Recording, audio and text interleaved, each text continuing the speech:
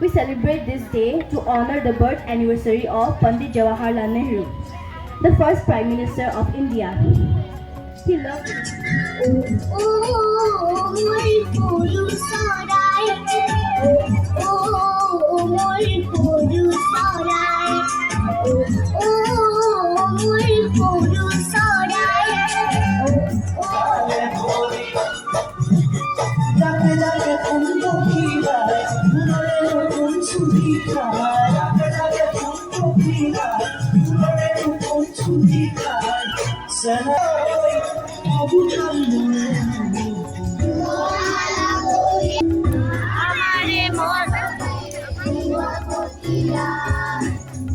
যদি হে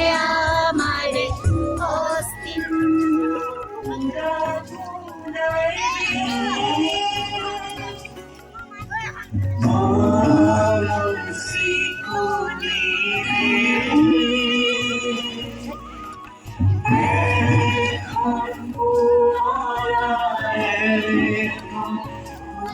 পিঠ মামা না পিঠ মামা চুলি কাটি দিয়া না দেখিবলে কৰি দিয়া পৰিপাতি ধুনীয়া খেতিয়কে খেতি কৰে কন্ধত নাঙল লৈ দিনে ৰাতি খাওঁ আহাৰ প্ৰণাম তোমালৈ পুলিচ খুৰা দিনে ৰাতি ঘূৰি ফুৰা চোৰ ডকাইত বোৰৰ পৰা সুৰক্ষিত আমাক কৰা গায়কে গান গাই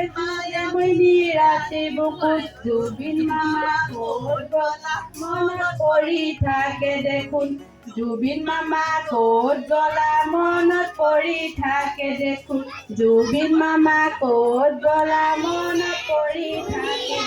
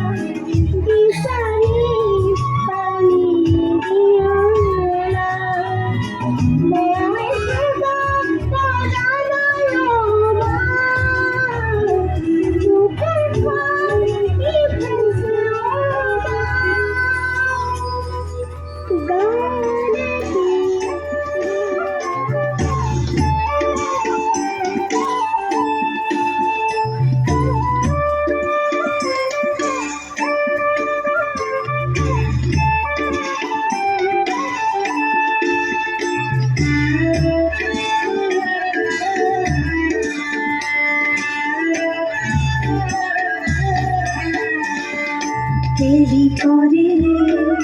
বৃন্দাবনে মোহন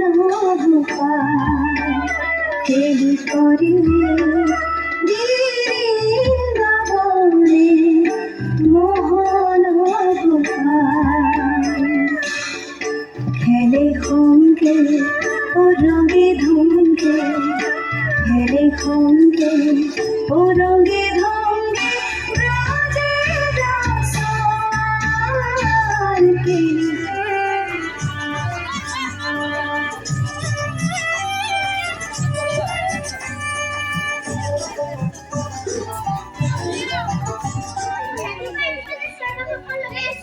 দেখালে নেকি বাৰু বতৰটো কিমান ধুনীয়া তুমিনো বাৰু মোলৈ পিঠা কেইটামান ভাজি দিব নোৱাৰানে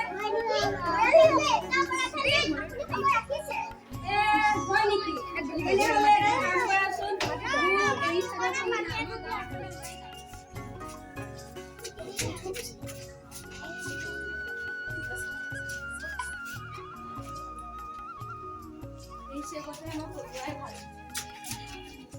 কৰিম দেখোন নাই বেছিকে পটাপটৰ চাইডে ঘৰলে গুচি গ'ল মই যোৱাৰি নাই পিঠা ঠেকা পালে কোনটো মানে পিঠা কিটা বনাই হ'ল আৰু এতিয়া মানুহজন বা কেতিয়াকে আহে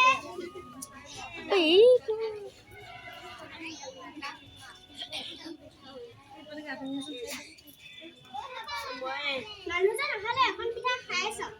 কেনেবা হৈছে আৰু যোনে দেৰিকৈ উঠিব সি তিনি ভাগৰ দুভাগ পিঠা খাব হ'ব দিয়া তেনেহ'লে এতিয়া ৰাতি নঙলতে মঙল এচাৰিতে দেও তিনিকুৰি পিঠা খালে নেজানিলে কেও মই যাওঁ দিয়া মোৰ মানুহজন চাগে সঁচাকেই কৰিব ঐ ৰচোন কি হ'ল মোৰ মানুহজন চাগে সঁচাকেই সৰব গান বুজিছ তোৰ তাত কি প্ৰমাণটো আছে যোৱাকালি মই পিঠা বনাইছিলোঁ তাৰে আধা ভাগ পিঠা মই খালোঁ সেইখিনি সময়ত তেওঁ থকা নাছিলে তেখেতে কেনেকৈ বা গম পালে হয় নেকি মোৰ মানুহটো সঁচাকে আছো তইহে দেখোন কচোন ক কি হ'ল কিনো হ'ল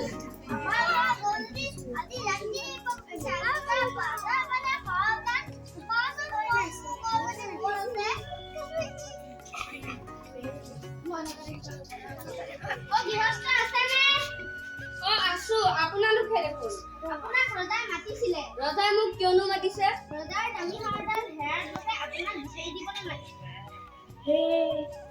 এইটো সঁচা সৰবজান নহয় হ'লেও এতিয়া মোক গ'লেও বিপদ যদি ৰজাৰ দামী হাৰডাল বিচাৰি দিব নোৱাৰো তথাপিও বিপদ হে ভগৱান কি যে হ'ব যাওঁ দে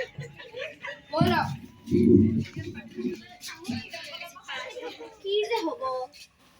মোৰ ইমান দামী হাৰডাল হেৰাই গ'ল কোনে বা নিলে কোনোবাই চুৰে কৰিলে নে মোৰ হাৰডাল হেৰাই গ'ল মোক এই সৰবজানে সহায় কৰিব পাৰিব ইমান সময় হ'লহি এতিয়ালৈকে আহি পোৱা নাই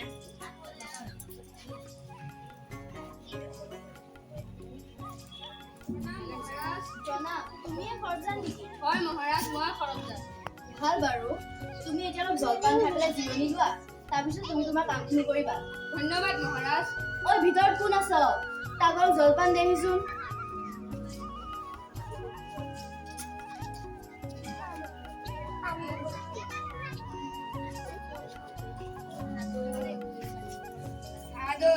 আজিয়ে খাই ল কাইলৈ বা ৰজাই জীয়াই ৰাখে নে নেৰাখে মই ৰজাৰ হাৰডাল তোমাক যি লাগে মই তাকেই দিম হ'ব দিয়ক তেনেহ'লে আপুনি এটা কাম কৰক মই তোমাৰ কামত বহুত সন্তুষ্ট এতিয়া তুমি তোমাৰ কামৰ উচিত উপহাৰ ল'ব পাৰিবা হা দৈ উপহাৰটো আনাচোন